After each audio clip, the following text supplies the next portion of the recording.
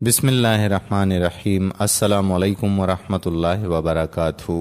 میرے پیارے بھائیوں اور میری محترم بہنوں، آج کی اس ویڈیو میں ہم چند باتیں بیٹی کے حوالے سے کرنا چاہتے ہیں۔ بیٹی اللہ پاک کی رحمت ہے، اس حوالے سے بات ہوگی، لیکن اس سے قبل آپ سے گزارش کرتے ہیں کہ آپ ہمارے یوٹیوب چینل پیارا اسلام کو سبسکرائب کر لیں اور بیل کے آئیکن کو بھی پریس کر لیں تاکہ یہاں پر اپلوڈ ہونے والی ہر ایک ویڈیو کا نوٹیفیکیشن آپ کو بر وقت مل جایا کرے۔ اللہ تعالیٰ نے اپنے پاک کلام قرآن کریم میں ارشاد فرمایا کہ آسمان اور زمین کی سلطنت و بادشاہت صرف اللہ کے لیے ہے۔ وہ جو چاہے پیدا کرتا ہے، جس کو چاہتا ہے بیٹیاں دیتا ہے اور جسے چاہتا ہے بیٹے دیتا ہے، اور جس کو چاہتا ہے بیٹے اور بیٹیاں دونوں عطا کرتا ہے، اور جس کو چاہتا ہے بانجھ کر دیتا ہے۔ اس کے ہاں نہ لڑکا پیدا ہوتا ہے اور نہ لڑکی پیدا ہوتی ہے، لاکھ کوشش کرے مگر اولاد نہیں ہوتی ہے۔ یہ سب اللہ تعالیٰ کی حکمت اور مصلحت پر مبنی ہے،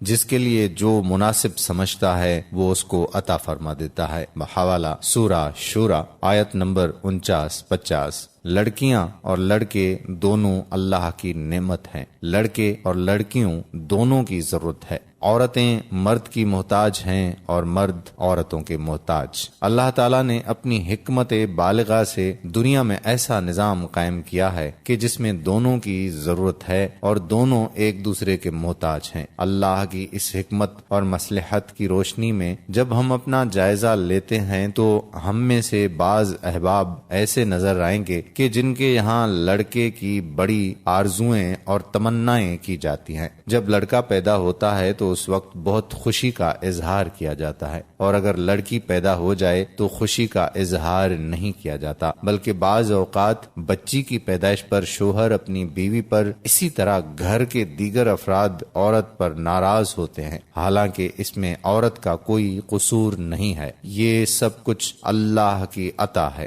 کسی کو ذرہ برابر بھی اعتراض کرنے کا کوئی حق نہیں ہے۔ یاد رکھیں کہ لڑکیوں کو کم تر سمجھنا زمانہ جاہلیت کے کافروں کا عمل تھا، جیسا کہ اللہ تعالیٰ نے قرآن کریم میں ذکر فرمایا ہے، ان میں سے جب کسی کو لڑکی ہونے کی خبر دی جائے تو اس کا چہرہ سیاہ ہو جاتا ہے اور دل ہی دل میں گھٹنے لگتا ہے۔ خوب سن لو کہ وہ بہت برا فیصلہ کرتے ہیں۔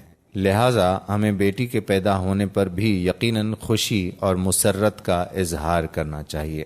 نبی کریم صلی اللہ علیہ وآلہ وسلم نے بیٹیوں کی پرورش پر جتنے فضائل بیان فرمائے ہیں، بیٹے کی پرورش پر اس قدر بیان نہیں فرمائے۔ لڑکیوں کی پرورش کے فضائل سے متعلق چند احادیث یہاں آپ کی خدمت میں پیش کرنا چاہوں گا۔ حضرت ابو سعید خدری رضی اللہ تعالی عنہ سے روایت ہے کہ نبی اکرم صلی اللہ علیہ وآلہ وسلم نے ارشاد فرمایا کہ جس شخص کی 3 بیٹیاں یا 3 بہنیں ہوں، یا 2 بیٹیاں یا 2 بہنیں ہوں، اور وہ ان کے ساتھ بہت اچھے طریقے سے زندگی گزارے، یعنی ان کے جو حقوق شریعت نے مقرر فرمائے ہیں وہ ادا کرے، ان کے ساتھ احسان اور سلوک کا معاملہ کرے، ان کے ساتھ اچھا برتاؤ کرے، اور ان کے حقوق کی ادائیگی کے سلسلے میں اللہ تعالیٰ سے ڈرتا ہے، تو اللہ تعالیٰ اس کی بدولت اس کو جنت میں داخل فرمائے گا۔ بحوالہ ترمذی باب ما جاء فی النفقہ علی البنات۔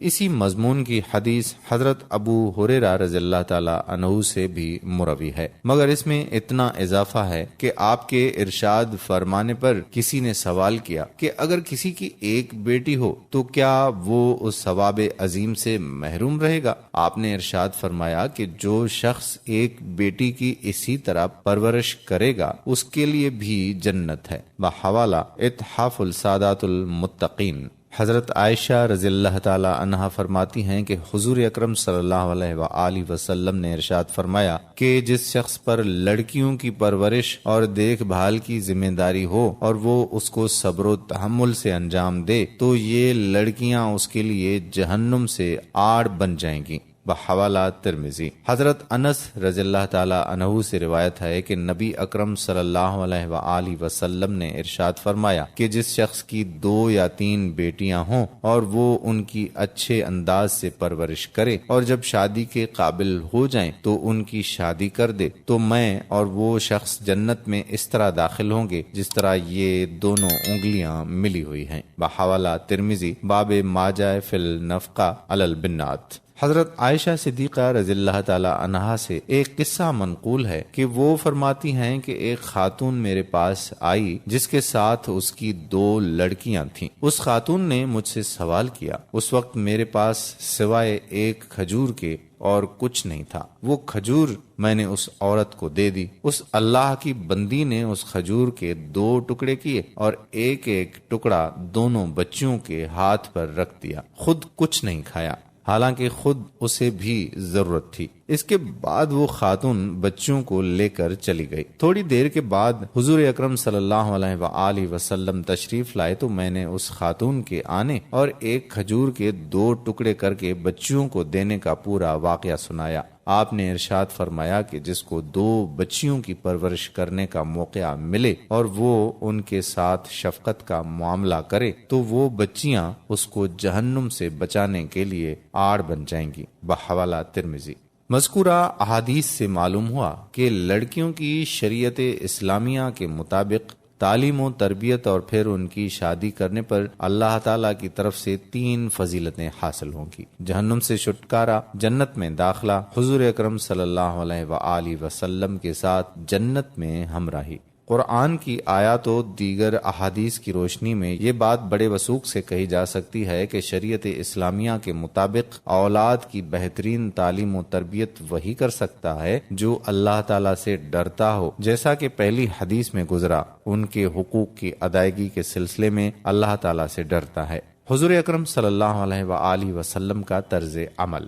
حضور اکرم صلی اللہ علیہ وآلہ وسلم کی 4 بیٹیاں تھیں: حضرت فاطمہ رضی اللہ تعالی عنہا، حضرت زینب رضی اللہ تعالی عنہا، حضرت رقیہ رضی اللہ تعالی عنہا اور حضرت ام کلثوم رضی اللہ تعالی عنہا۔ آپ صلی اللہ علیہ وآلہ وسلم اپنی 4 بیٹیوں سے بہت محبت فرماتے تھے۔ آپ صلی اللہ علیہ وآلہ وسلم کی 3 بیٹیوں کا انتقال آپ کی زندگی میں ہی ہو گیا۔ حضرت فاطمہ رضی اللہ تعالی عنہا کا انتقال آپ کے انتقال کے 6 ماہ بعد ہوا۔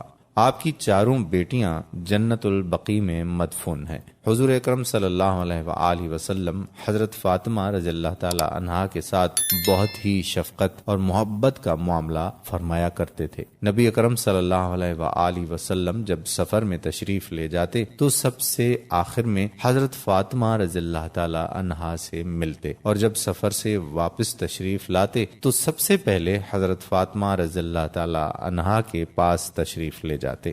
دوستو، جہاں تک محبت کا تعلق ہے تو اس کا تعلق دل سے ہے اور اس میں انسان کو اختیار نہیں ہے، اس لیے اس میں انسان برابری کرنے کا مکلف نہیں ہے، یعنی کسی ایک بچی یا بچے سے محبت زیادہ کر سکتا ہے، مگر اس محبت کا بہت زیادہ اظہار کرنا کہ جس سے دوسرے بچوں کو احساس ہو، یہ منع ہے۔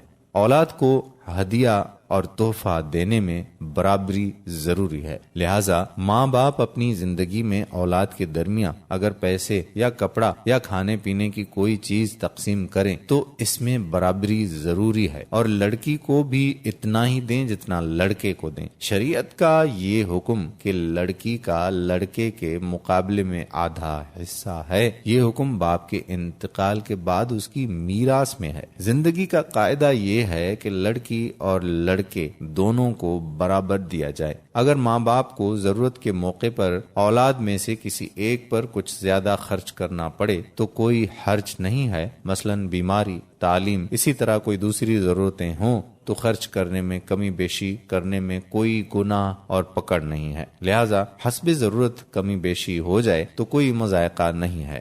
بیٹی کی شادی کے بعد بھی بیٹی کا حق میراث ختم نہیں ہوتا، یعنی باپ کے انتقال کے بعد وہ بھی باپ کی جائیداد میں برابر کی شریک ہوتی ہے۔ امید کرتے ہیں کہ ہماری آج کی یہ ویڈیو آپ کو ضرور پسند آئی ہوگی۔ پسندیدگی کا اظہار یہ ہے کہ آپ اس ویڈیو کو لائک کریں، اس ویڈیو کو شیئر کریں، نیچے دیے گئے کمنٹ باکس میں اپنے کمنٹس بھی تحریر کریں۔